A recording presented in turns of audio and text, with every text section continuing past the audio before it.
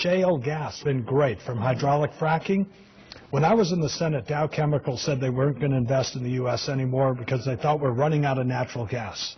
They were going to Germany, the guy who gets gas from Russia.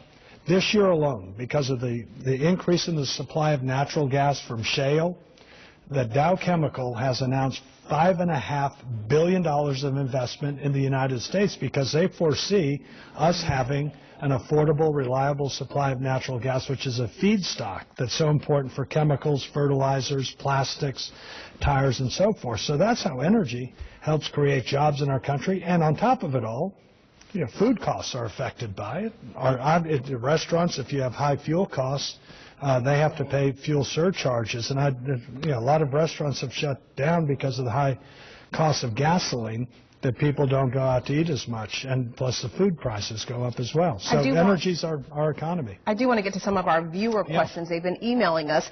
Alan Thomas of Roanoke has this question for you. Will you pledge to oppose reduction of present Social Security and Medicare benefits for those over 55? Yes, I think so. I will oppose. I want to make sure you get it right. Yes, I would oppose any reductions for those who are on Social Security or Medicare. And in fact, any proposals that would change Medicare or Social Security should apply to those who are under age 50. Some of the changes to make sure it's solvent, Social Security and Medicare in the future, to make sure they're solvent, is a gradual increase in the age of eligibility. People are leading longer and living longer, healthier lives, and so there can be a gradual increase. I also think there can be an income adjustment. Folks that are millionaires don't want and don't need those benefits, and so that would be another way of helping with it. On Social Security, one of the best things we could do to make sure Social Security is solvent is have a strong economy. The most revision of Social Security supposedly becoming unsolvent, less solvent. They moved it 3 years closer, and the reason is because of a bad economy. Now, if people are working, they're paying into Social Security, and so that's another example of why it's very important for people to be able to work, not only for their own lives, but it also helps the Social Security system. Another attention getter this election season is sequestration. Across-the-board federal cuts triggered when Congress failed to produce a budget. So if you are elected, what do you do to avoid the $1 trillion automatic cuts, the $1 trillion rather, that begin in January? Well, this is an issue that last year when they made this sequestration deal, I opposed it. Tim Kaine supported it. In fact, in a recent debate, said it was the right thing to do. It is not the right thing to do. National defense is the top responsibility of the federal government, and I could never imagine myself voting for something that could be so harmful to our military readiness, and we have 200,000 jobs in Virginia that are at risk.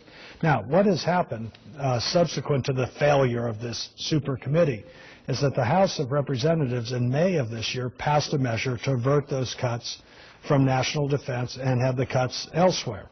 The Senate has done absolutely nothing. They have not passed a budget in 3.5 years. Now, the House version is not perfect, but that's a start. Now, what I would do is take that as a start from what the House did.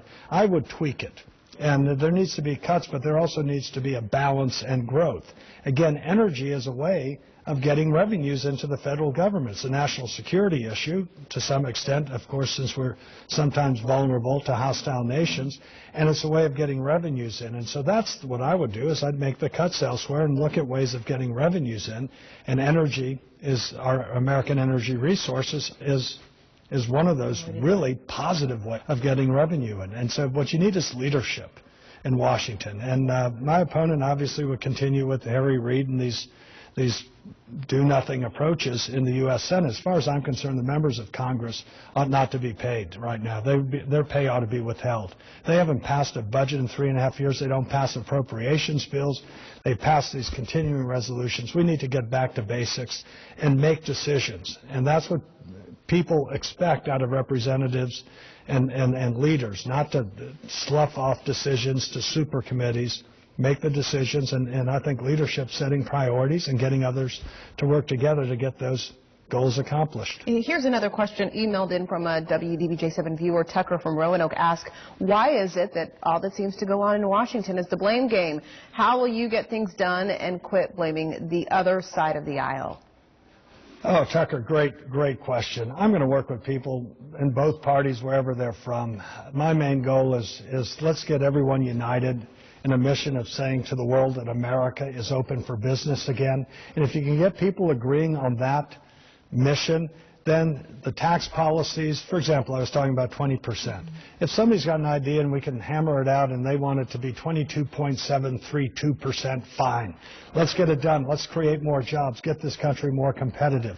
I'll work with people on energy, whether they're from Alaska, West Virginia, Louisiana, wherever they're from.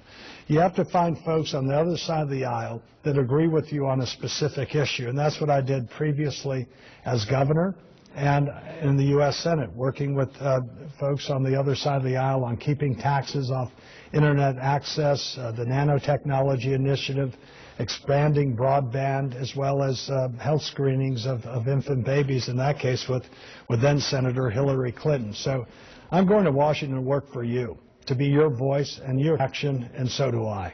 So you're committed to breaking down those barriers? We have to. If nothing is done, you mentioned it, on the sequestration, there's 200,000 good-paying jobs in Virginia that will be lost. In fact, people are already feeling the effects of that. If nothing is done, taxes are going to go up on everyone. Families, individuals, small businesses, even if you die, death taxes will be going up. And so there's going to need to be a lot of decisions made. And there'll be some tough decisions. I'm willing to make those decisions and work with people to make those decisions, because what I hear from so many people, especially businesses, is they're waiting. They have no idea of what the tax laws will be.